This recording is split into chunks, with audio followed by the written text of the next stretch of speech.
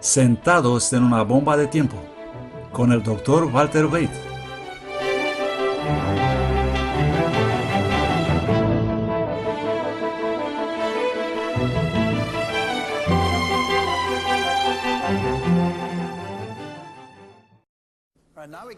Ahora estamos llegando a algunos de los temas más pesados. Vamos a hablar acerca de los productos de origen animal en nuestro siglo y he titulado esta conferencia Sentado en una bomba de tiempo. Una vez más le mostraré la universidad donde algunas de estas investigaciones se han hecho. Los principales tipos de cáncer en la sociedad occidental: cáncer de páncreas, cáncer de próstata, cáncer colorectal, son los tres tipos de cáncer que afectan en gran medida a los hombres. El cáncer de próstata en la vejez es muy frecuente. El cáncer colorectal, las personas de edad media y en la vejez muy frecuente. Estas son enfermedades de estilo de vida, como ya hemos visto en la lección anterior. En las mujeres es el cáncer de páncreas, de mama y colorectal. Los mismos tres con el cáncer colorectal, que juega un papel muy destacado en la tercera edad entre las mujeres. En el estudio anterior ya hemos visto que estas enfermedades están relacionadas con el estilo de vida, porque los japoneses, aquí con rojo, alcanzaron a la sociedad occidental a medida que cambiaron de una dieta a otra, tanto en los varones como en las hembras. Ahora, esta es la Fundación para la Investigación de Próstata en Japón. Uno de sus portavoces dice: los japoneses están comiendo más carne en estos días que en el pasado, por lo que los casos de enfermedades relacionadas con la grasa, como cáncer de mama, colon y de próstata, ha aumentado. Ellos son muy conscientes de cuál es el verdadero problema. En nuestra última conferencia hemos visto que afecciones provocan los principales casos de muerte en los Estados Unidos. Hemos visto que las enfermedades de estilo de vida, vasculares y del corazón, el cáncer y las enfermedades pulmonares crónicas fueron los tres primeros en esta categoría, y la mala alimentación y la falta de ejercicio fue la causa número 1 de enfermedad. Ahora, el consumo de carne es uno de los componentes que contribuyen en gran medida a la enfermedad en el mundo. Aquí hay un gráfico del consumo de carne per habitante frente al cáncer colorectal. Y de nuevo, cuanto mayor sea el consumo de carne por nación, mayor es la incidencia de cáncer. Nueva Zelanda, por supuesto, es el país más carnívoro en el mundo. Creo que solo la nación africana en el sur de África puede competir con los neozelandeses en términos de consumo de carne. Ni siquiera los Estados Unidos se acercan a los neozelandeses. Los neozelandeses creen que el pollo es una verdura. El consumo de carne, solo para ver un poco, el pescado da una carga de ácido de 7,9 miliequivalentes. La carne en particular es un problema porque cuando calientas juntos aceite, grasa y proteínas animales, obtienes sustancias que forman los llamados amino heterocíclicos. Al hacer una barbacoa, entonces estos compuestos, por ejemplo, se forman cuando haces una carne asada en el horno. Estos compuestos son estas estructuras circulares que contienen compuestos de nitrógeno que se sabe que son cancerígenos. Algunos son peores que otros, pero en general todos son bastante malos. Aquí hay un alfa C que parece a estos tres pequeños anillos, uno junto al otro. Hay un GLU-P2, son muy similares en su estructura. Es solo un pequeño vínculo para diferentes lugares. Si tomas una pieza típica de carne de cualquier tipo, un pedazo de carne asada a la parrilla, tendrá 651 microgramos de porción por cada 100 gramos de este producto A-alfa-C. Aquí es la forma metilada de ese. Bajando la lista, pollo a la parrilla, 180, a medida que vas a las sardinas secas al sol, tienen 158 microgramos de EQ. Todos estos compuestos que se producen en estos productos. Obviamente, cuanto más comes, más alta será tu categoría de riesgo. No significa que contraerás la enfermedad, solo te situarás en una categoría de mayor riesgo. Por supuesto, también puedes comer con ella unos anticancerígenos, esto reducirá la categoría de riesgo de nuevo. Las proteínas animales y el cáncer de los ganglios linfáticos también son altamente correlacionados. Nueva Zelanda, Estados Unidos y Dinamarca van a la cabeza ya en términos de consumo de proteína bovina por habitante. Ese es el consumo de carne de vacuno. Curiosamente, hay un gran estudio que se hizo comparando vegetarianos con no vegetarianos, personas que consumen carne más de 4 veces por semana. Note cómo la diabetes comienza a aumentar después de eso. Si consumes carne 6 veces a la semana, tienes 4 veces más el riesgo de contraer diabetes también, que si no lo haces. Hay correlaciones sorprendentes entre el consumo de carne y varias enfermedades de estilo de vida. Otras enfermedades como el cáncer de ovario, la enfermedad cardíaca, son ligeramente también correlacionados y el riesgo aumenta con respecto. Un riesgo de uno significa que no hay riesgo, porque si tienes dos grupos, 10 en un grupo, uno se enferma aquí, uno se enferma allí. Uno dividido por uno es uno, no hay diferencia, ¿comprende? Cualquier cosa más de uno se vuelve problemática. Una vez que llegas a 2, 3, 4, entonces realmente tienes que empezar a tomar notas. Ahora bien, si miramos de nuevo nuestro sistema digestivo, el sistema digestivo del ser humano es más parecido al de un frugívoro que también consume granos. El estómago es el órgano en el que tiene lugar la digestión de proteínas. Aquí en el estómago tenemos acidez. Ese es el único lugar donde tienes el ácido que te permite digerir la proteína. Si pones proteína vegetal aquí, entonces, debido a la forma en que la proteína vegetal está estructurada, el tiempo de digestión es relativamente corto y no es necesario un medio muy ácido con el fin de hacer eso. Tan pronto como empiezas a poner una proteína vegetal allí, se evacúa con bastante rapidez a través del duodeno. Después de unas horas, 3 o 4 horas como máximo, ya no está ahí. Si pones proteína animal ahí, como carne de vaca, por ejemplo, o carnes, puede permanecer ahí durante 6 horas. Si pones una proteína como caseína, por ejemplo, puede permanecer ahí durante 10 horas o incluso más. Eso significa mucho más tiempo de exposición ácida y también un montón de tiempo de fermentación necesario para eso.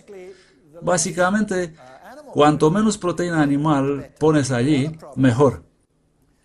Otro problema es que a medida que el producto se mueve hacia afuera, se analiza aquí en el extremo superior del intestino delgado para ver hasta qué punto ha progresado la digestión. Hay receptores que miden y envían impulsos hacia atrás, manteniendo el estómago cerrado durante periodos más largos de tiempo. En otras palabras, si vas a mezclar, por ejemplo, frutas y carnes juntas, o productos vegetales y productos animales juntos, el tiempo de digestión en el estómago está determinado por el enlace más largo de la cadena. Digamos que pones las cosas ahí juntas y la proteína animal toma 6 horas para digerir y todos los demás está terminado en un máximo de 3 o 4 horas. Esto significa que hay 2 horas de tiempo de fermentación de sobra. Estás recibiendo productos de fermentación en lugar de nutrientes efectivos que deberías recibir. Cuando se mezclan proteínas animales con una comida, la digestión se vuelve problemática. En el pasado solían dividir el plato en 4. Lo llamaban la dieta 4 básica. Dicen que tienes un 4 de verdura, un 4 de carne, uno de lácteo y uno de cereales y cosas similares. En la actualidad ya no hacen eso. Dicen que tu dieta principal debe ser en la base, los granos y los cereales, luego frutas y verduras, después dicen que las carnes y a continuación las grasas y los aceites. Incluso así, por supuesto, no es la mejor manera de ponerlo. El motivo es que tan pronto como añades carne a tu dieta, tienes todos esos problemas. Hay otro problema con los productos de origen animal y esa es la ampliación biológica. Ahora, ¿qué significa eso? Básicamente, en cualquier cadena alimentaria, a medida que avanzas en la cadena alimentaria, acumulas toxinas. Así que tomemos una toxina como el DDT, por ejemplo. Si está en el agua en una concentración muy baja de 0,000,0,3 partes por millón, tan pronto como pasas al siguiente nivel en la cadena alimentaria se eleva a 0,04. Ahora te darás cuenta que eso es considerable. Tenías 2 decimales ahí y tenías 2, 4, 6 decimales aquí. Hemos cambiado 4 decimales. Esto es 10.000 veces la capacidad de concentración. Así que la toxina está concentrada ahora. Ahí, la toxina está concentrada de nuevo, una y otra vez. Para el momento en que llegas a la parte superior de la cadena alimentaria, puedes tener una concentración de estas toxinas de un par de millones de veces. En aves, por ejemplo, los pelícanos en la vida marina, o el pescado, o lo que sea, la cáscara de sus huevos llega a ser tan delgada que cuando se sientan en ellos, en realidad los aplastan a causa de los altos niveles de toxinas. Y así estos animales comienzan a morir. Ahora, exactamente lo mismo sucede en una ganadería moderna. La ganadería moderna tiene técnicas de agricultura hoy en día con grandes parcelas agrícolas. Es totalmente diferente a lo que era en el pasado. Puedes obtener enormes concentraciones de toxinas a medida que avanzas en la cadena alimentaria. La gente siempre me dice, bueno, ¿cuál es la diferencia? Ya sabes, las plantas se pulverizan con químicos. Sí, eso es cierto. Las plantas se pulverizan, pero los animales comen pulverizaciones todo el tiempo. Cuando una vaca pase en un área donde han fumigado, algunas de estas toxinas terminan en los campos. El animal come esto. Luego, debido a que comen todos los días, acumulan y multiplican las toxinas que entran en los tejidos. Por lo tanto, los niveles de pesticidas, por ejemplo, en productos de origen animal, pueden ser más altos que en algunas plantas que se pulverizan directamente. Luego tienes otro problema. Las plantas no obtienen su materia orgánica del suelo. ¿De dónde obtienen las plantas su materia orgánica? Lo obtienen de la atmósfera, dióxido de carbono y fotosíntesis. Construyen su propia materia orgánica. Por lo tanto, si un animal va a comer una planta o va a comer otro animal y en realidad va a incorporar esa criatura en su sistema y las toxinas se acumulan de este modo a medida que se asciende en la cadena alimentaria, por lo que todavía sales ganando con un producto vegetal. Ahora, una ganadería moderna tiene el problema de que fabrican piensos y alimentan a los animales. En general, estos piensos no son la comida original que el animal fue diseñado a consumir. Por ejemplo, en la industria, con los años, han adoptado la idea de que la panza, la cámara de fermentación, es un lugar donde puedes poner cualquier cosa. Por ejemplo, puedes utilizar el estiércol de pollo, que es rico en ácido úrico, como producto de excreción, porque hay bacterias ahí que cambiarán el ácido úrico de nuevo a proteínas, descomponerlo y permitir a las bacterias construir proteínas. Puedes darle estiércol de pollo barato, pero ese estiércol de pollo también contiene otros compuestos, los productos de desecho de la gallina. Todas las drogas que el pollo ha tomado serán incorporadas a eso. Eso se forma en los tejidos. Cuando compras la carne, en realidad no compras solo la carne. Vas a comprar toxinas acumuladas y drogas de consumo añadidos directamente al organismo. Ahora, hemos hecho un montón de investigación con estas compañías. Estuve en una posición privilegiada al trabajar en una universidad de una sociedad previamente desfavorecida en Sudáfrica y así pude llevar a mis estudiantes a hacer investigación a casi cualquier institución, ya que podría forzar cualquier compañía. Si yo le decía, me gustaría venir y hacer investigación en su empresa y me gustaría utilizar los animales que están utilizando en la industria como objeto de investigación, ellos naturalmente inclinaban a decir, no, no tienes ningún derecho en mi propiedad. Así que yo jugaba mi carta de base y le decía, ¿me dices que no estás dispuesto a ayudar a los estudiantes de una sociedad previamente desfavorecida? Entonces estaban en apuros y me decían, bueno, Entonces yo iba y me hacía el trabajo. Puede parecer a veces que la investigación es algo malo, pero en realidad lo que haces es avanzar junto con la industria. Estos animales habrían pasado por ese proceso de todos modos. La mitad de los animales siempre se sitúan en una mejor posición de lo que estaban antes. No me gustan los experimentos con animales, pero en este asunto no iniciamos nosotros el proceso. Nosotros solo trabajamos con la propia industria. Hoy en día los animales son alimentados con cualquier cosa, desde antibióticos a residuos petroquímicos hasta todo tipo de productos manipulados. Por ejemplo, en la industria avícola, ciertos granos son más baratos en alguna temporada que otra. Ciertos granos son generalmente más baratos, como el trigo sería más barato que el maíz. Los pollos no digieren trigo muy fácilmente, por lo que las granjas fabrican enzimas que ayudan a resolver este problema. Tienen enzimas artificiales que dan a los animales para ayudarlos a digerir los piensos de manera que se les puede dar una alimentación más barata a fin de obtener una mayor producción, sin importar el hecho de que estas enzimas artificiales causarán hemorragias internas en estos animales. No es tu problema, ¿a quién le importa? Siempre y cuando todavía crecen adecuadamente para hacerte ganar dinero. Así es como funciona esto. He guardado esto porque me gusta el idioma. Bestevrek van Worgenmesgel, que significa simplemente el ganado muere a causa de los piensos que recibe. Estos animales serán alimentados con estiércol de pollo que contienen una monoenzima iona 4 que se utilizó como estimulador del crecimiento para los pollos. El ganado se moría debido a este estimulador de crecimiento. Afortunadamente, se las arregló en vender la mayor parte de su ganado al mercado antes de que muriesen, pero ya sabes, es un duro golpe perder todo tu ganado. ¿Qué quieren decir con ese afortunadamente? Eso significa que quien ha consumido lo que había en estos animales, los seres humanos, va bajando por la cadena alimentaria. El miedo y la cadena alimentaria, las toxinas en Bélgica. Los pollos belgas provocan otra oleada de ansiedad en Europa. En este caso fue la dioxina que estaba en la cadena alimentaria.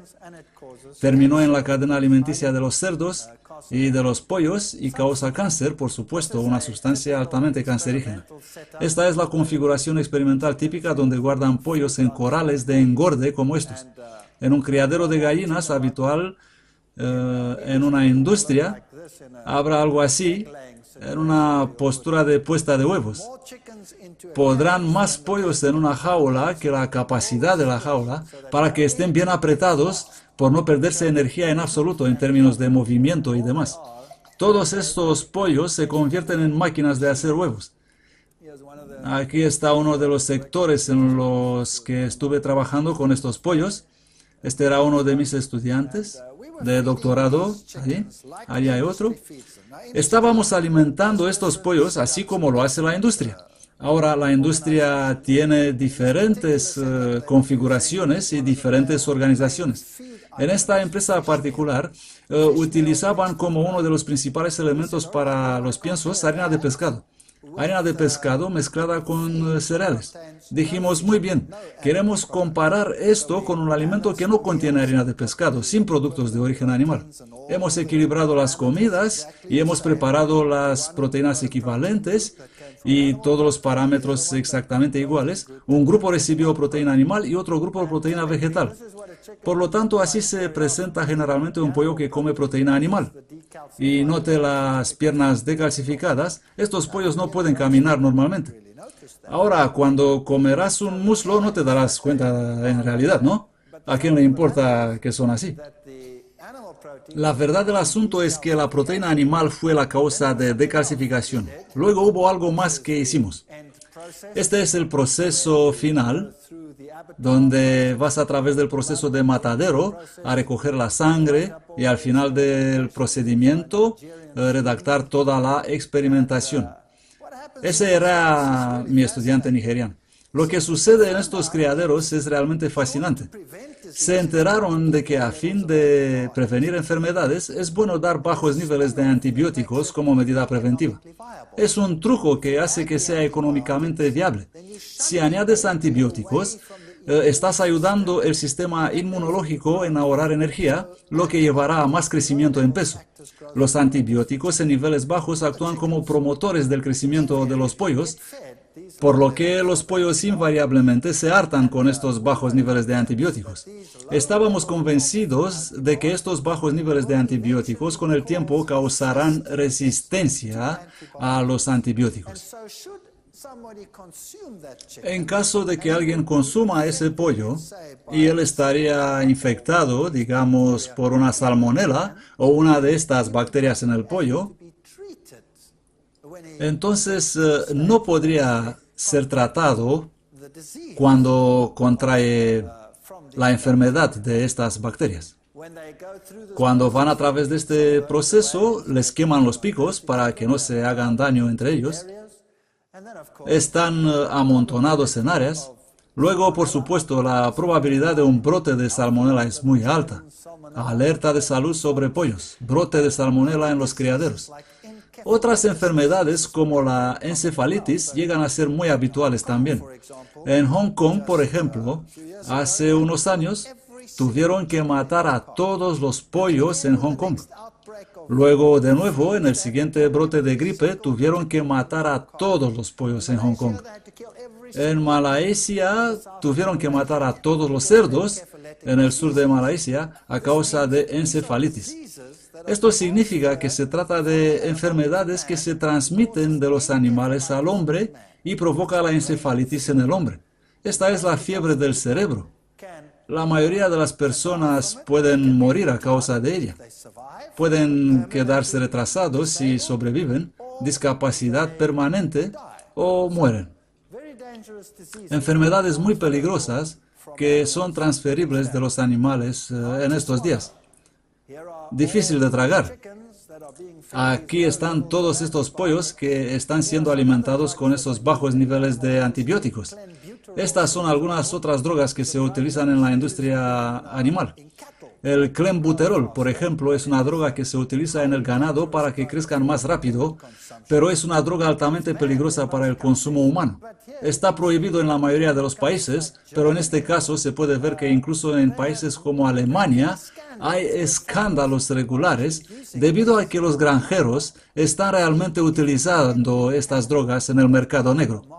¿Sabes? Si consigues sacar tu ganado al mercado un mes antes y tienes 1000 cabezas de ganado, eso es un gran ahorro financiero. Obviamente, si puedes hacer esto de forma clandestina, mejor todavía. Ahora se hacen pruebas de clenbuterol con bastante regularidad en Europa, pero en otros países no lo hacen.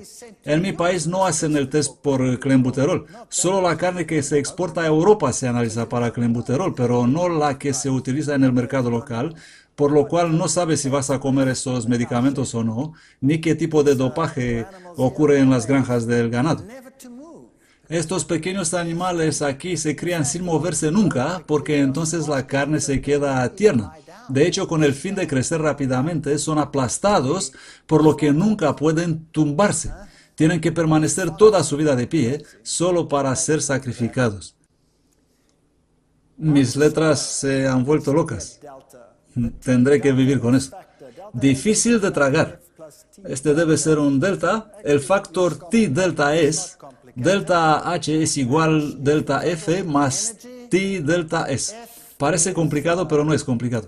H es la energía total, F es la energía que entra en el crecimiento, T delta S es la energía que se pierde en términos de movimiento, reproducción, termorregulación y todas las actividades que hace un animal de modo normal. Obviamente, si quieres la energía alimentar para entrar en crecimiento, entonces tienes que limitar eso. Así que pones el animal en una jaula donde no se puede mover. Si no se puede mover, no se desperdicia energía. Controlas la temperatura, no tiene que gastar energía en eso. Guardas los machos y las hembras separados, no pierden energía ni siquiera mirando por encima de la valla. ¿Comprendéis, no? Por lo tanto, así es como los mantienen y así es como los crían. Esta es la ganadería moderna. Luego, por supuesto, en estos ambientes aglomerados hay que usar estos antibióticos. Ese fue el caso de sepultar el vacún. ¿Ayudó el error humano el propagarse el virus de los cerdos? El virus de encefalitis es actualmente muy común en los cerdos, por lo que ni siquiera nos preocupamos por las enfermedades porcinas africanas y el resto de parásitos en cerdos ya. El gran problema es en realidad las enfermedades virales y bacterianas que se pueden contratar hoy en día. La encefalitis japonesa, una enfermedad mortal, se está propagando entre los granjeros. Tuvieron que matar 300.000 animales, el 10% de todos los cerdos de Malasia. Incluso el mundo médico dice que los trasplantes de cerdo deben ser prohibidos. Ya sabes que las válvulas del corazón, etcétera, que utilizan para reemplazar las válvulas del corazón en los seres humanos, no deberías hacer eso porque el virus puede estar ahí. Tu corazón puede funcionar perfectamente, pero mueres de encefalitis. La carne no es lo que solía ser en otros tiempos. Un trozo de carne de cerdo o un trozo de animal es un producto de inyección más que cualquier cosa. Estos serán flagelos más mortíferos del mundo, distintos del cáncer, enfermedades del corazón y todo eso. La principal causa de muerte de las enfermedades infecciosas es la infección respiratoria aguda, de hecho infección bacteriana o viral, que mata alrededor 4,3 millones de personas cada año. Diarrea 3,2 millones. Tuberculosis 3 millones. Hepatitis B, la malaria, la sarampión, etcétera, van abajo en la lista. Así que si nos fijamos en las primeras tres, infección respiratoria aguda, diarrea y tuberculosis, las tres son transmitidas por animales, las tres. La tuberculosis se obtiene de los productos animales, en particular de los productos lácteos. La diarrea es causada por bacterias, en su mayoría bacterias de productos de origen animal, por lo tanto de los productos lácteos y los productos cárnicos, algunos de ellos también del agua contaminada. Pero la mayor parte de esas y las infecciones respiratorias se deben a la respuesta inmunitaria baja que hace que sea posible su desarrollo. Si miramos a mediados de los 80, verán que la infección bacteriana comenzó a aumentar en nuestro planeta en mediados de los 80. Simplemente se disparó. Esa es Campylobacter. Es una bacteria que se encuentra en gran medida en el pollo y causa diarrea. La salmonela es, por supuesto, la otra. La intoxicación alimentaria también comenzó a aumentar en los mediados de los 80. Si nos fijamos en el historial veterinario de 85, ellos te dirán que sospechaban que los antibióticos se utilizaban para combatir las prácticas zootécnicas. Así que hicieron un análisis de los antibióticos que se encontraban en la carne de pollo y vaca y encontraron penicilina, tetraciclina, streptomicina y todos esos antibióticos. Después no encontraron más penicilina en los 85 porque ya no se usaba, no había funcionado.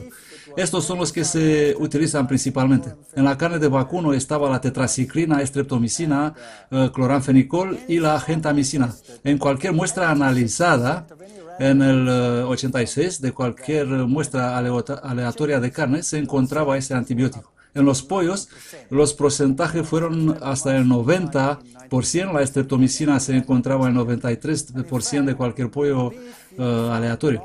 De hecho, en la carne de vacuno puedes encontrar habitualmente dos diferentes, a veces 3 y ocasionalmente 4 antibióticos. En los pollos puedes encontrar habitual 3 antibióticos diferentes que se utilizan al mismo tiempo. Es realmente increíble. Ahora, nosotros habíamos sostenido por muchos años que la resistencia a los antibióticos proviene de la granja. Entonces los granjeros dijeron que no, que es del mundo médico. El mundo médico está usando estos medicamentos en los seres humanos y por eso es un problema. El mundo de la medicina dijo, no, es del granjero que los está usando. Se acusaban unos a otros y se pasaban la pelota continuamente. Hemos diseñado un experimento muy simple para resolver realmente el asunto. ¿De dónde viene la resistencia de las bacterias a los antibióticos? México en los años 80 mostró la penicilina, 100% de resistencia. Todas estas bacterias, cualesquiera que fuesen, de Staphylococcus a salmonelas, todas ellas estaban a más de 100% de resistencia. Por lo tanto, la penicilina ya no funcionaba en absoluto a mediados de los 80. Cuando se trataba de otras bacterias, algunas veces eran eficaces y otros no. Entonces, ¿cómo puede afectarte esta resistencia a los antibióticos? Por los años 90, 91, 92, de repente misteriosas infecciones empezaron a matar gente en hospitales y luego se convirtieron en una epidemia. Los antibióticos de los animales amenazan con epidemias en hospitales. ¿Cuál fue el problema? Los asesinos. Todas estas bacterias ahora eran resistentes a los antibióticos. Luego empezaron a llegar las primeras epidemias a los finales de los años 90 y los niños estaban muriendo. Una epidemia de intoxicación alimentaria es solo el último desastre japonés. El ministro japonés de salud andaba por ahí entre esos miles de niños, todos enfermos y moribundos. Lo que pasó allí fue que hubo un gran desastre de la carne que había sido contaminada con E. coli. Después de la escuela, los niños pequeños se fueron a casa en Sakai y cayeron con esta enfermedad, una epidemia que la Organización Mundial de la Salud declaró sin precedentes en la historia moderna. 8.500 personas en un pequeño pueblo. Fue una bacteria E. coli ordinaria que causó el problema. Los niños se quejaron de vómitos, diarrea. Los médicos, suponiendo que estaban tratando una intoxicación sencilla, les dieron antibióticos y los enviaron a casa. ¿Trabajaron los antibióticos? Por supuesto que no. ¿Por qué no? Debido a que las bacterias eran resistentes a los antibióticos. Se habían salido del sistema. Así que la epidemia empezó a golpear dolorosamente al psíquico japonés. Miles de personas enfermas. Der Spiegel viene con un artículo, huevos mortales, y llena de huevos un pequeño ataúd. La pregunta era, ¿sigue siendo seguro comer huevos? Luego empezaron a salir leyes. En algunos países de Europa hoy no se puede pedir una tortilla de huevos. Y no puedes pedir un huevo frito solo por un lado en un restaurante. Si vas a Francia y pides un huevo medio crudo, en el que la yema sea suave, si el cocinero te lo da, va a la cárcel. No está permitido, está contra la ley. Nada es lo que era antes. España comenzó a introducir legislaciones, luego Bélgica, con el tiempo se extendió a toda Europa. Consumo de huevos por día a la semana. Podéis ver que hay una correlación también entre el cáncer de próstata, cáncer de colon y el consumo de huevos, y el cáncer de ovario, altamente correlacionados. Cuanto más huevos come una mujer, mayor es la correlación de cáncer de ovario. Eso además del problema con la salmonela en los huevos. Aquí hay otro problema en Sudáfrica. Los pollos comienzan a enfermarse en todo el mundo. Los supermicrobios llegaban al mundo. Esta es una revista de ciencia que informó de que la mayoría de las enfermedades de la Campylobacter, Salmonella, E. coli, Listeria, esa es una mala. Si tienes infección de Listeria puedes quedarte ciego. Si estás embarazada puedes dar a luz a bebés nacidos muertos, los bebés deformes. Es terrible tener esa bacteria. La mayor parte de ella proviene de aves de coral, leche cruda, agua no tratada, huevos, pollo, carne de vaca, carne picada, leche cruda, comida semipreparada, mariscos. Estos son los número 1 que provocan estas infecciones. Nosotros queríamos resolver el problema. ¿Es de la granja o es del mundo médico? Se diseñó un experimento muy simple. Nosotros hemos sido los primeros en demostrar esto. Estamos muy contentos por eso. Hicimos este pequeño experimento. Fuimos a un matadero y razonando que si tomamos una muestra de los animales, así como vienen de la granja, y analizamos esa carne por resistencia de las bacterias a los antibióticos, y la comparamos, digamos, con un minorista, con carne que no ha sido manejada por muchas personas en la cadena hasta que esté finalmente en el estante del supermercado, debemos encontrar lo siguiente. Por ejemplo, vamos a tomar cualquier de ellos, estafilococo, y vamos a ver en el matadero. Encontramos que la bacteria, según salieron del matadero, mostró una resistencia de 90,5% a la tetraciclina. Pero cuando fuimos al minorista, solo encontramos el 79,5% de resistencia. y eso era constante en toda la línea. 7,9 versus 3,9, 93,7 versus 72,4, 14,3 versus 7,17, 5 versus 14,1. Así que la resistencia fue siempre superior a nivel de matadero que a nivel de minorista. Esto nos dijo de dónde vienen. Venían de la granja. Los animales procedían de la granja. Analizamos las bacterias, eran muy resistentes. Ahora, los seres humanos tienen la misma bacteria. También tenemos la bacteria estafilococo en nosotros. Ahora, cuando manejamos la carne y bajamos por la línea del procesamiento de alimentos, eventualmente al minorista, se añaden las bacterias de los seres humanos. Si la resistencia disminuye, eso significa que se añadieron bacterias menos resistentes. Si la resistencia subió de esa forma, eso significa que se habían añadido bacterias más resistentes. Un experimento simple como este demostró que la resistencia provenía de las granjas. Publicamos esto y se desató el infierno. ¿Podéis imaginar los grupos de presión o técnicos? Cuán enojados eran que habíamos afirmado que podemos probar que se trata de los criaderos. Realmente malas noticias.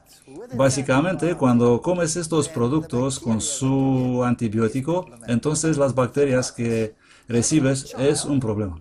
Ahora piensa en esto. Tienes un niño pequeño y ese niño pequeño tiene una infección del oído. Vas al médico, el médico le receta un antibiótico.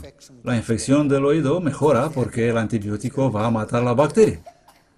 ¿Solo mata a aquella bacteria o también elimina a todas las bacterias en tu cuerpo? Matará a todas.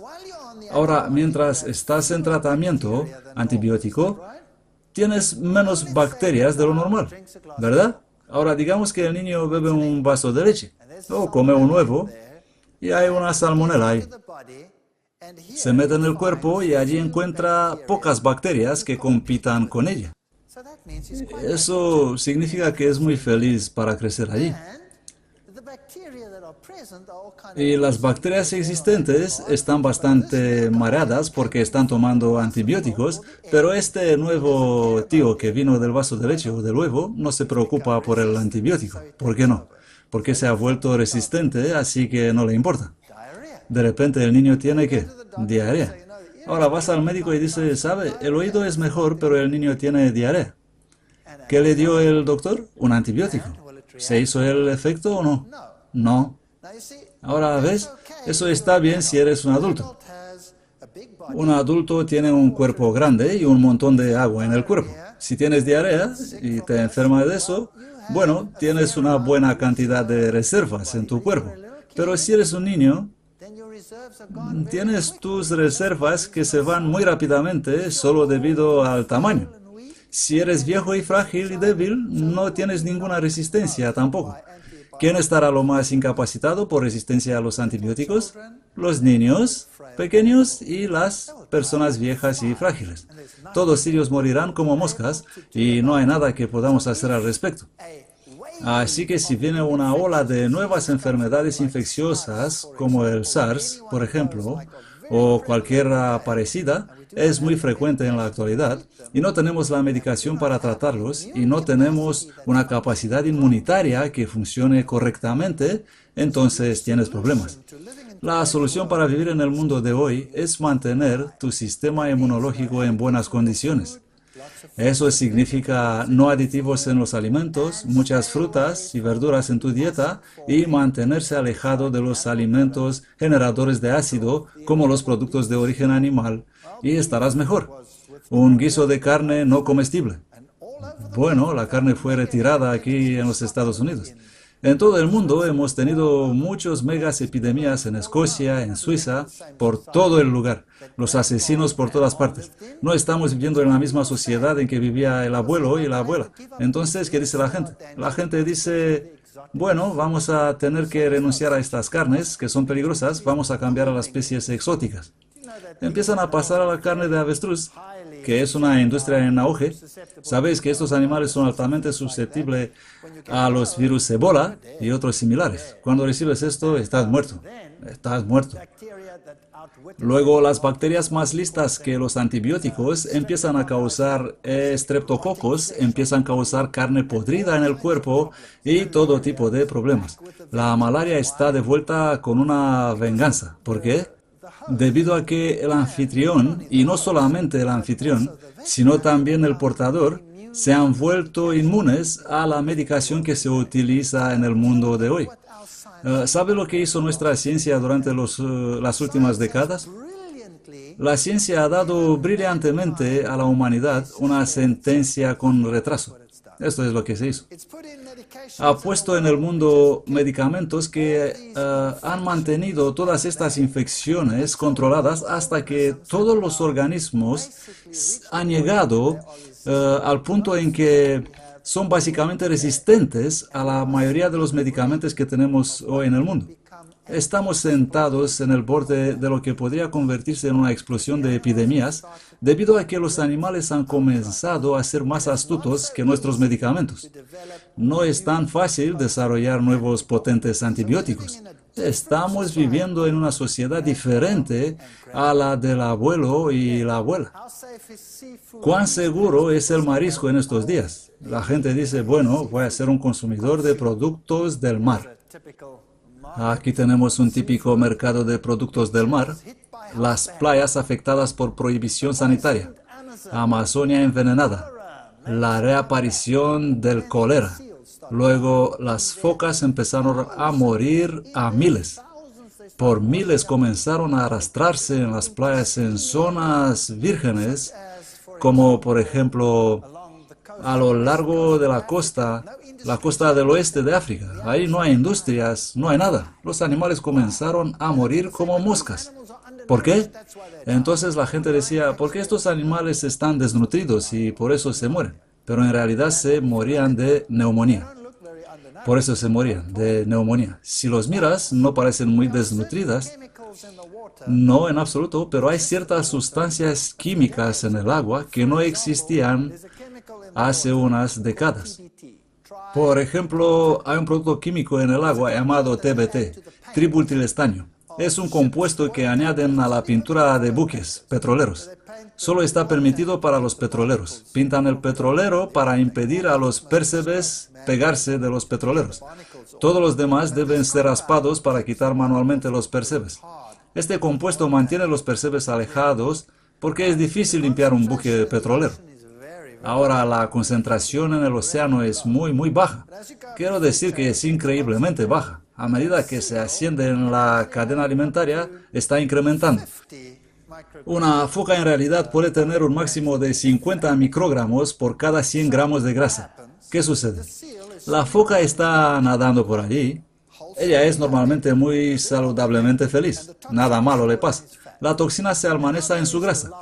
Ahora hay una pausa de comida. Digamos que para un día o dos el pescado es escaso o durante unos días. ¿De qué vive durante la escasez de comida? De su grasa. Quema grasa. Mientras quema grasa, el TBT se escapa en el sistema sanguíneo.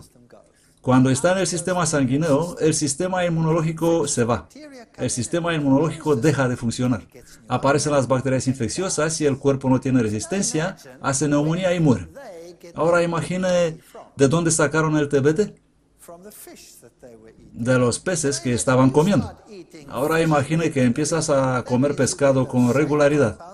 Eso significa que vas a obtener los mismos compuestos que las focas, más el PCB y todos los otros compuestos que se encuentran por allí. ¿Dónde se almacenan? En tu grasa. Ahora estás bien porque están básicamente inactivos. Los has almacenado en la grasa. Entonces un día te enfermas. Tienes una gripe normal y te sientes mal. Tienes un poco de fiebre, estás en la cama y estás comenzando a quemar. Te quedas en la cama. No tienes hambre y tienes temperatura.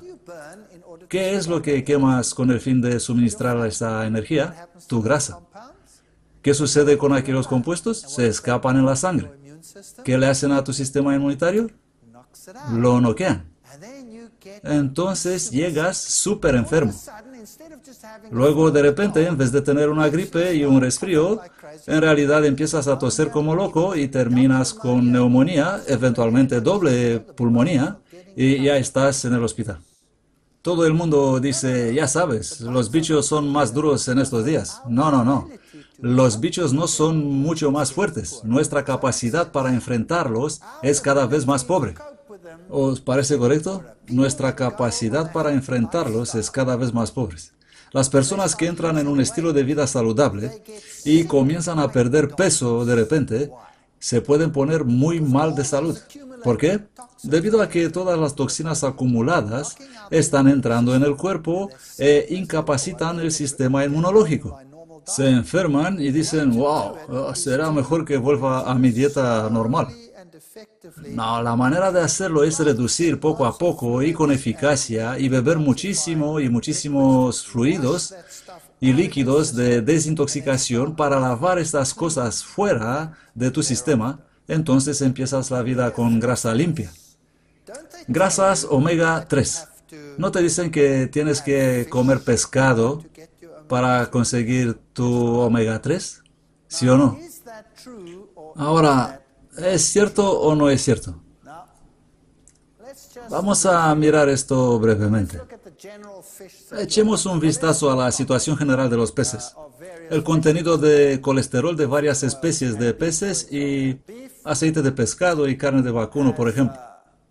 La carne de vaca tiene 79 miligramos de colesterol, 115 para el aceite de arenque, 73 el aceite de salmón, aceite de sardinas 106 y aceite de hígado de bacalao 86. Por lo tanto, el colesterol en el pescado es como en cualquier otra cosa. Cuando nos fijamos en los omega 3, que sí son muy importantes, ayudan a disminuir la viscosidad de las plaquetas, las células de coagulación sanguínea, tienden a disminuir la presión arterial, tienden a disminuir triglicéridos séricos, esas otras moléculas de grasas en la sangre. Si se produce un ataque al corazón, ellos pueden disminuir el daño muscular. Parece que disminuyen la probabilidad de bloqueo de los vasos sanguíneos después de cirugías de bypass. Los omegas 3 son buenos y son saludables. Los necesitamos en la dieta. Se nos dice que el pescado es la mejor fuente para ellos.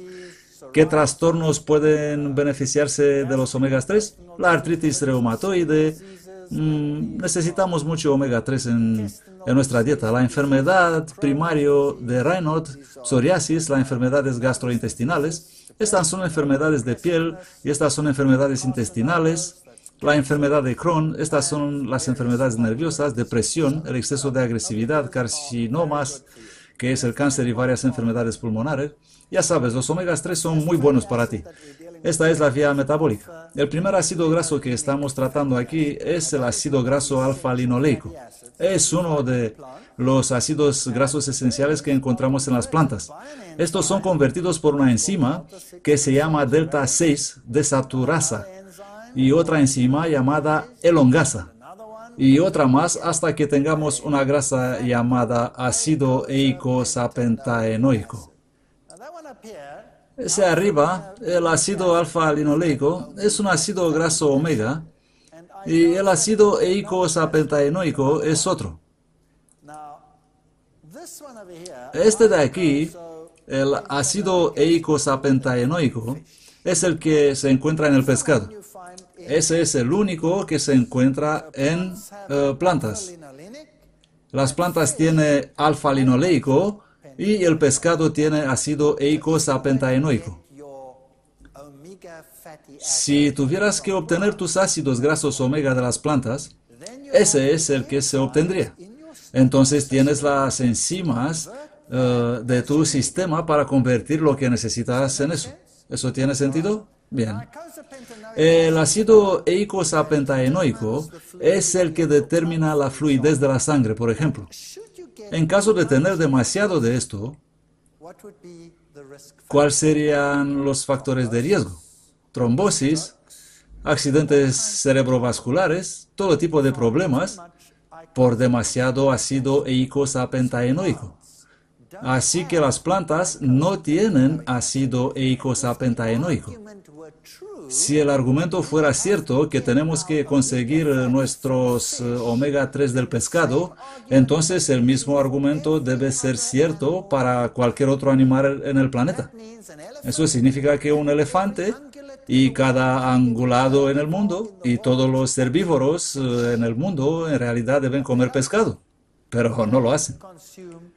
Ellos consumen ácido alfa-linoleico y luego hacen tanto ácido eicosapentaenoico cuanto necesita el cuerpo.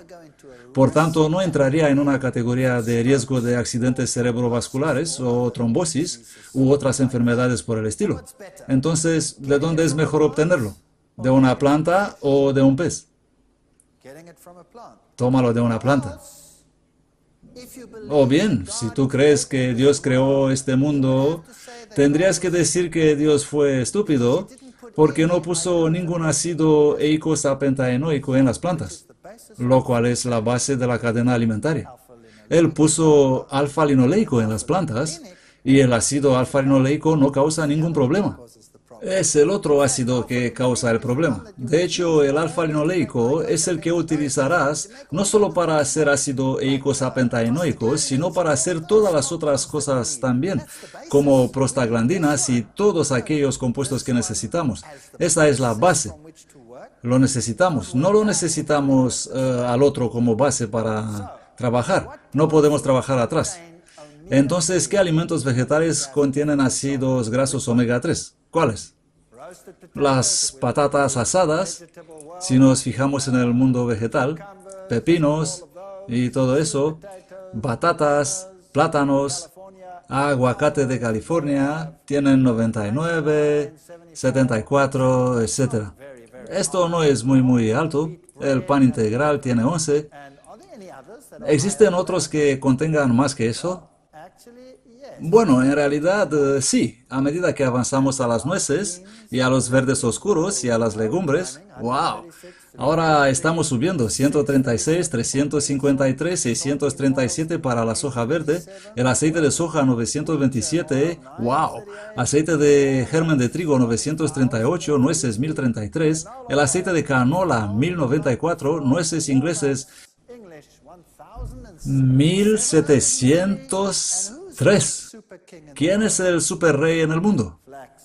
Las semillas de lino, 7526.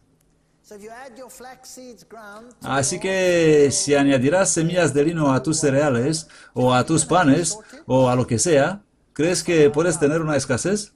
De alguna manera lo dudo. No hay ningún animal que competirá con eso, y recibirás lo que necesitas. Así que se puede obtener de las plantas. No creas que no se pueden obtener de las plantas y que tienes que obtenerlo de los peces. La evidencia relaciona la contaminación del pescado con el cáncer. Número 1. Se han encontrado niveles elevados de compuestos de plaguicidas en los tejidos de los senos de las pacientes con cáncer. El Instituto Nacional de Cáncer muestra un aumento en la tasa de mortalidad por cáncer entre las personas que viven en zonas donde los peces tienen un número excepcionalmente grande de tumores. Los peces tienen más cáncer que hace 50 años. Por ejemplo, 30% de los siluros en el lago Erie se encontraron con cáncer de hígado. Eso es bastante aterrador.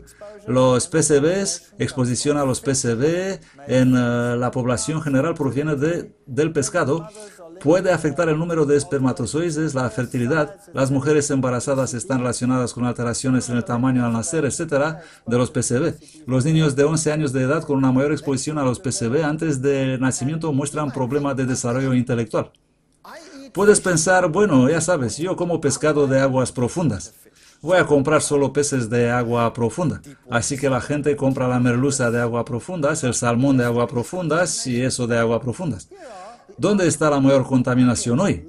Estos son los habitantes del Ártico, hasta aquí, que viven en estas zonas hasta aquí, donde están muy lejos de cualquier industria. Los inuit en riesgo, dice el artículo. La dieta está contaminada con pesticidas, PVC y otros venenos. Allí arriba estas personas tienen los más altos niveles porque ese es su principal alimento. Fascinante. Hay pescado hoy con tumor típico del pescado. New Scientist, parásitos para la cena. Los peces también tienen un sistema inmunitario debilitado, por lo que tienen cada vez más parásitos que antes. Asesino misterioso acecha las aguas australianas. Nuevos parásitos que nunca siquiera conocíamos afectan a los peces. Estos peces desarrollan agonadía. Ellos no desarrollan órganos sexuales. Si nos fijamos en la disminución de la pesca en los últimos años, también encontramos algo más, que los índices de aceite en el pescado han disminuido desde los años 80 a los años 90. Eso significa que los peces no están almacenando energía como solían hacerlo en el pasado.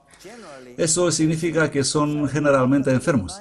Hasta los años 90 nos encontramos con un aumento, con un incremento de pico de pronto en el 88 de lo que llamamos artesia. Eso en realidad significa que esos animales comienzan a producir huevos, pero no tienen la energía para terminar el proceso, así que no se multiplican. El mundo de los peces desde los años 80, cuando las altas toxinas de la industria comenzaron a cobrar su precio, no es lo que solía ser. Siempre estoy un poco preocupado cuando salen ya fritos, dice la caricatura. Sí, así que parece que la estructura general de alimentos en el mundo, la estructura de coral de engorde, cría de animales, el mundo de la pesca, todo eso es un problema. Luego tenemos algunos nuevos acontecimientos emocionantes. Cerebros locos, la enfermedad de la vaca loca. En los seres humanos se llama síndrome de Creutzfeldt-Jakob. ¿Cuál fue la causa? Encontramos que era un prión. Ahora, hace muchos años atrás, empezamos dando conferencias sobre estos temas. Y hace muchos años puedes comprobar nuestros informes del pasado de cómo hemos empezado a advertir que estas cosas se convertirían en epidemias. La gente se reía de nosotros. Estoy hablando de hace 12, 15 años. Hoy en día nadie se ríe más. Enfermedad priónica. ¿Qué es eso? Un prión es una pequeña proteína que se produce en el cerebro. Millones y millones de proteínas llamadas priones viven en el cerebro. La normal se ve como una doble hélice. En una normal, la proteína se aplana hacia afuera en láminas. Miremos eso en un momento. De repente los animales comenzaron a volverse locos. Los bovinos comenzaron a golpearse la cabeza contra las paredes. Luego comenzaron a sacar espuma y caer y se volvían locos. ¿Qué pasó? Normalmente los priones, representados aquí por estas pequeñas proteínas azules, se producen en el cerebro entre las células nerviosas. Forman funciones importantes para ayudar a transmitir los impulsos y otras actividades en el cerebro. Como ya he dicho, por lo general tienen esta estructura de hélice.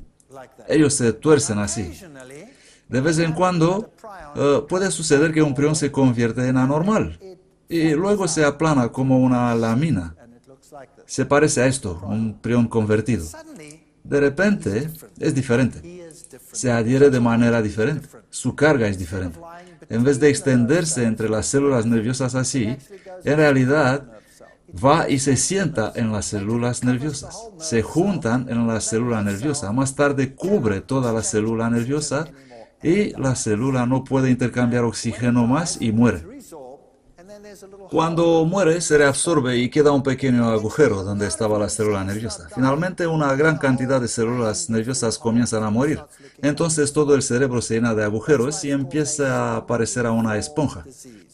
Es por eso que se llama la enfermedad espongiforme, como una esponja. Bovino significa ganado, espongiforme, encéfalo, cerebro dentro de cabeza, significa literalmente ganado con cerebro de esponja. Eso es lo que significa. Ellos dijeron, bueno, eso es muy malo para un combate, pero afortunadamente no está mal para nosotros. Solo significa que tenemos que comer más carne, porque todo ese ganado va a morir, así que vamos a comerlo. En ese momento, lo peor era en Inglaterra, donde se inició la epidemia.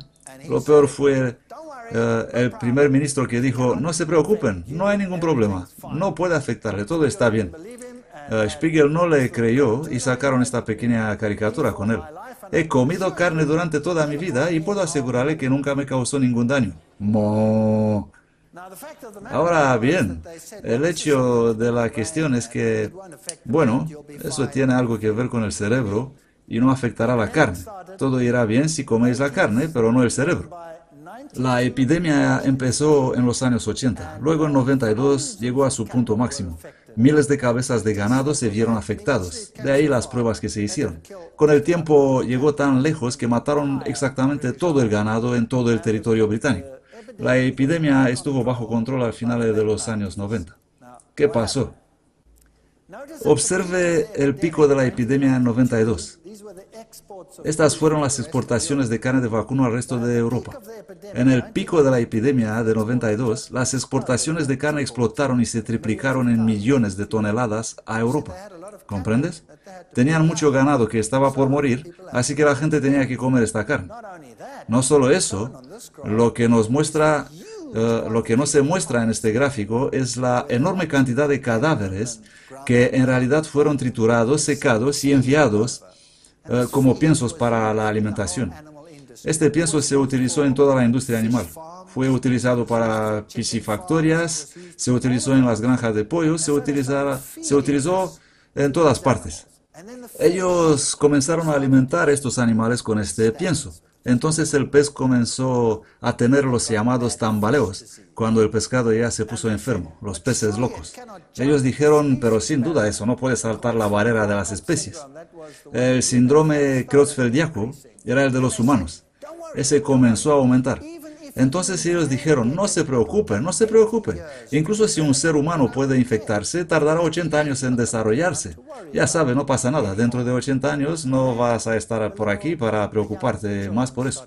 Luego los niños empezaron a morir. Los jóvenes comenzaron a morir. Este tenía 21 años. Eso voló la teoría de los 80 años. En 94, la enfermedad de las vacas locas ya se estaba transmitiendo a los gatos. ¿Comprendes? Ellos han tomado la carne y un montón de ella entró en la industria de las mascotas. Los animales estaban recibiendo la comida para mascotas y recibían la enfermedad de las vacas locas. Así que ahora no podrían en 94 decir que no cruzaba la barrera de las especies. Así que lo que sucede es que cuando recibes este prión anormal en el sistema y se pone en contacto con un prión normal, el prión normal se convierte en anormal como un efecto dominó. El primero golpea y derriba toda la línea. Todos tus priones se vuelven anormales y luego ya tienes la enfermedad. ¿Cuán rápido puede desarrollarse la enfermedad? Bueno, a continuación los niños empezaron a morir. Entonces se dieron cuenta, wow, tenemos un problema. Entonces dijeron, quemadlas. Así que quemaron todo el ganado en los campos. Por desgracia no se dieron cuenta que no había suficientemente calor como para destruir el prión. ¿Comprendes? El prión no se digiere en el intestino y no es destruido por el calor. Es demasiado pequeño y demasiado compacto. Así que la próxima temporada, cuando el animal murió, la hierba creció un poco mejor ya que había un montón de abono allí. El ganado comió el pasto y consiguieron la enfermedad de las vacas locas. Entonces se dieron cuenta. Debemos incinerar el ganado. Eso era muy caro. Incineraron el ganado, pero para entonces el primer bebé nació con el síndrome de Creutzfeldiaco. Los bebés nacieron con él. Aquí hay un escaneo cerebral de un joven de 17 años con la enfermedad de Creutzfeldiaco. Esa es la parte destruida del cerebro. Esa fue la imagen del mes de febrero de 2001. Pequeños bebés con el síndrome de Creutzfeldiaco. Así que finalmente se dieron cuenta, no podemos alimentar a los humanos con esto. Y decidieron incinerar todos los animales. Sin embargo, los piensos habían sido exportados en casi todo el mundo. Entonces, ¿qué han hecho con su enfermedad? Lo habían exportado. Cada nación dijo que no es un problema. Miren, dijeron, esta es la situación. Aquí hay una vaca normal. Todo que está rojo por aquí es donde tienes 1 billón de priones por gramo. Por lo que evite todo lo que está rojo. Este es el sistema nervioso. Entonces, si vienes a lo que es amarillo, las glándulas y los intestinos y la médula ósea, tiene 1 millón de priones por gramo. Tal vez no deberíamos comer los huesos. Así que hacen leyes en Europa que no permiten comer hueso. No se permitía comer un entrecote, por ejemplo. Hay que cortar el hueso y solo se come la carne, porque la carne tiene menos de 10 priones por gramo. ¿Cómo se hacen las salchichas? Se meten en los intestinos, ¿verdad? Así que mira eso. Estás recibiendo 1 millón de priones por gramo, lo que era un problema. La leche también tiene 10 priones por gramo, pero si se trata de un efecto dominó, ¿cuántos priones quieres entrar en tu cerebro? No me gustaría recibir ningún prión anormal en mi cerebro. Por lo tanto, esto es lo que sucedió. Empezaron a decir, solo utilizaremos la carne y nada más. Ahora, ¿cómo procesan la carne? Este era en un mercado de carne típico en Smithfield, en Londres. Esta es la forma en que procesan la carne. Aquí el hombre lo está cerrando. Ahí está el cadáver. ¿Dónde hace el primer corte antes de que se cuelgan así? Justo bajando por el medio. Justo bajando por el centro. Dos mitades. Ahora, ¿qué usan para cortar? ¿No es una sierra de cinta? Eso va directamente a través de las áreas con miles de millones de priones per gramo y manchan todo el resto. ¿No es el ser humano un poco tonto? De repente, la enfermedad de las vacas locas no se limita a Europa, pero comenzó en Europa. Por cierto, esa es Europa, la prostituta que fue violada por Zeus.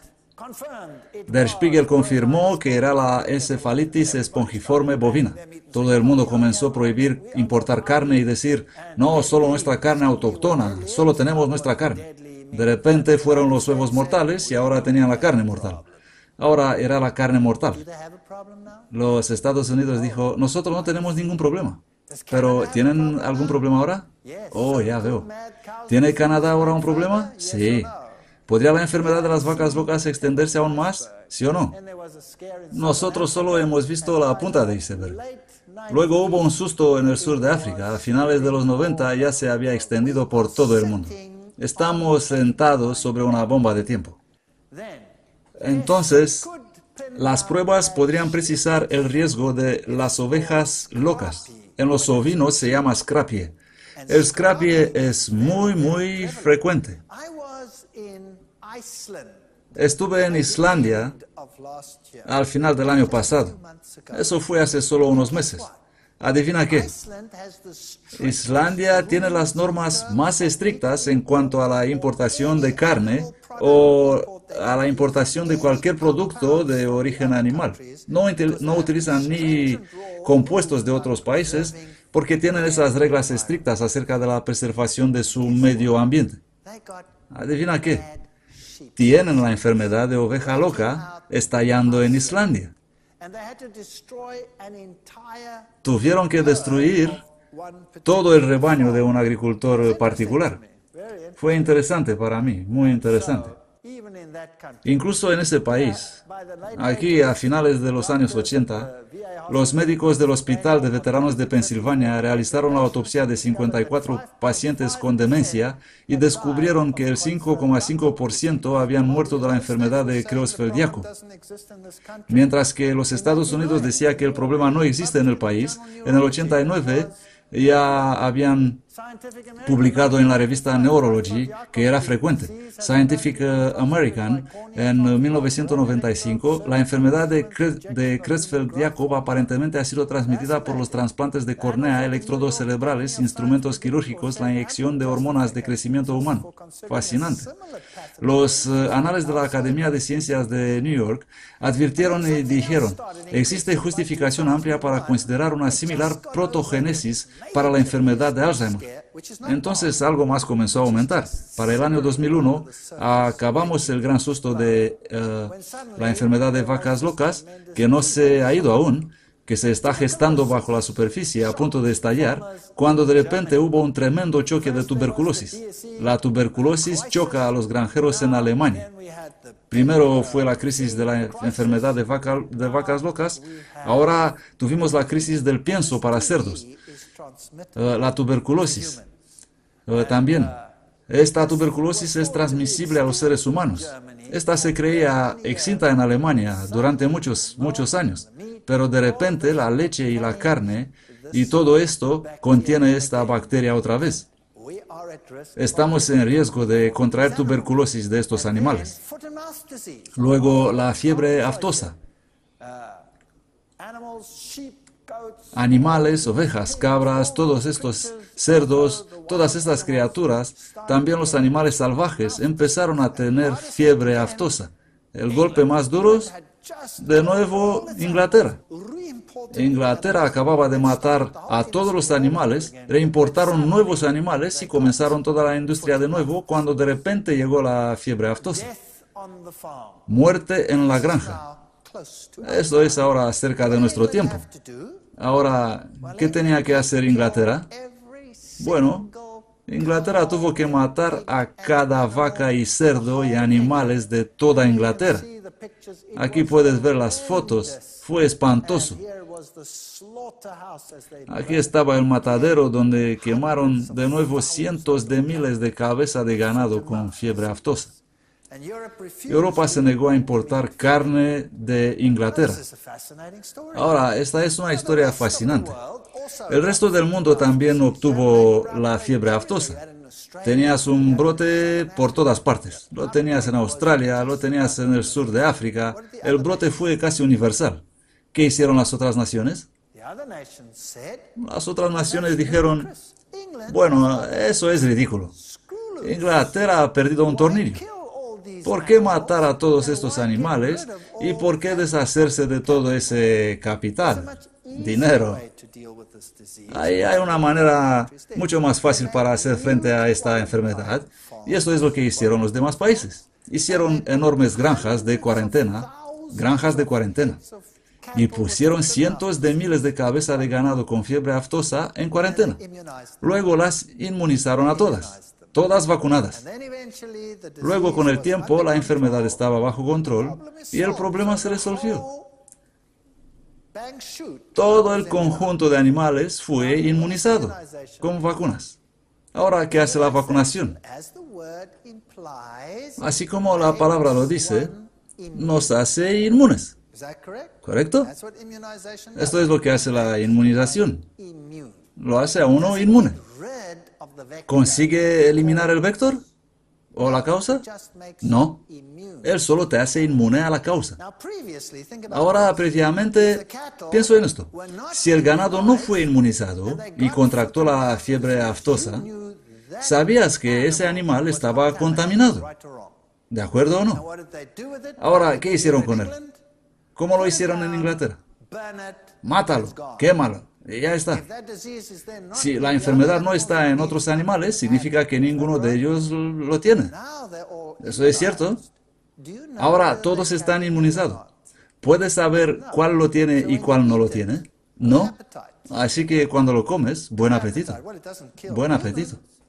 Bueno, ellos dicen, no mata a los seres humanos, no mata a los seres humanos, no hace eso. Simplemente causa ampollas y ampollas en la boca y una gripe terrible, eso es todo. No es tan malo, no te va a matar, así que no es demasiado problemático. Pero si llegamos a esta línea, con el tiempo podemos tener una transferencia de plasma entre las bacterias y otros organismos y ellos pueden crear nuevas variedades de brotes problemáticos como el SARS y todo eso. ¿Qué estamos haciendo en realidad? Mantener una industria viva para que podamos tener el producto para comer mientras estamos criando superasesinos. ¿Saben que esperan brotes que podrían acabar con ciudades enteras? ¿Saben que están esperando eso? ¿Por qué? ¿Solo para seguir comiendo lo que comíamos antes? Ya hemos visto en las primeras conferencias que la dieta más saludable en el mundo es una dieta rica en alimentos de origen vegetal. De hecho, la mayoría de los animales en el mundo subsisten principalmente con alimento de origen vegetal. ¿Cuántos problemas podríamos evitar si dejaríamos los productos de origen animal? Increíble. Nos beneficiaríamos en cada punto. Si dejaríamos las mantequillas, tendríamos un sistema cardiovascular mejor. Si dejaríamos de comer carne, no estaríamos expuestos a estos riesgos que todo el mundo está expuesto. Tendríamos una mejor capacidad para hacer frente a lo que viene. No estoy diciendo que no se va a enfermar. Solo estoy diciendo que tendría una mejor capacidad de sobrevivir. El artículo dice, estamos en estado de suspensión de la animación espantosa. Solo estamos esperando y rezando porque esta es nuestra peor pesadilla. Así que comenzó a propagarse por todo el mundo. La humanidad con sus medicamentos está creando una bomba de tiempo que tarde o temprano va a explotar. La caricatura dice, ¿yo? ¿Encefalitis espongiforme bovina? No. Solo tengo fiebre aftosa normal y la voy a exportar a todo el mundo. Me gusta este tipo. Es un tipo interesante. Está teniendo una hamburguesa típica. ¿Sabes que puedes tener una hamburguesa vegetal que sabe tan bien como la otra y que ni siquiera notas la diferencia? Y a veces tiene mejor sabor. ¿Por qué somos tan reticentes en los días en que vivimos, con toda la experiencia culinaria que hay por ahí en el mundo, a cambiar la hamburguesa y reducir nuestro riesgo? ¿No tiene sentido? La vida sin carne. La revista Time tuvo esta foto maravillosa aquí con todas las verduras y puso las preguntas. ¿Pueden los alimentos vegetales reemplazar la carne? ¿Dónde está la carne? La respuesta es sí. Pueden, pero la decisión de si queremos hacer esto o no es nuestra. Lo que he hecho en esta conferencia es solo mostrar el estado de cosas en el mundo para ayudarles a tomar esta decisión. Sea cual sea la decisión, es su problema y su asunto, y que nadie os diga cuál es su deber. Si tienen los hechos, ¿no tendrá algo en que basar su decisión? Eso es lo que he hecho. Ya les he dado los hechos. Ahora ustedes pueden tomar una decisión. Ahora, cuando nos encontramos de nuevo mañana, vamos a hacer frente a algo que realmente no se puede perder, ya que muchos de ustedes podrían decir, bueno, está bien, pero la conferencia de mañana, bueno, digamos que no te la pierdas. Se llama Ubremente Increíble. Y luego hay otra que sigue y que va a poner todo en la perspectiva de no estar más desgraciados, sino alegres. Pues vamos a ver las alternativas y ver lo que tenemos en el almacén. Realmente hay una magnífica vida allí fuera. Y nadie debería permitir a la dieta hacernos miserables. Ya sabes, algunas personas creen que consiguen puntos especiales cuando se torturan con comida miserable. ¿Habéis conocido gente así? Andan por ahí con caras largas y son extremadamente cuidadosos con su salud. Y a veces también son muy críticos. No tenemos que sufrir. Sufrir es una estupidez. ¿Crees que Dios creó al hombre para sufrir en cuanto a la dieta? ¿O dijo que era bueno? Que era muy bueno. ¿Qué dijo? Él dijo que era bueno. Era muy bueno. Si no es muy bueno, debe que estamos haciendo algo mal, ¿verdad? Así que no te pierdas la conferencia de mañana. Vamos a ver lo que hay que hacer, cómo eludir los problemas. Gracias por escuchar.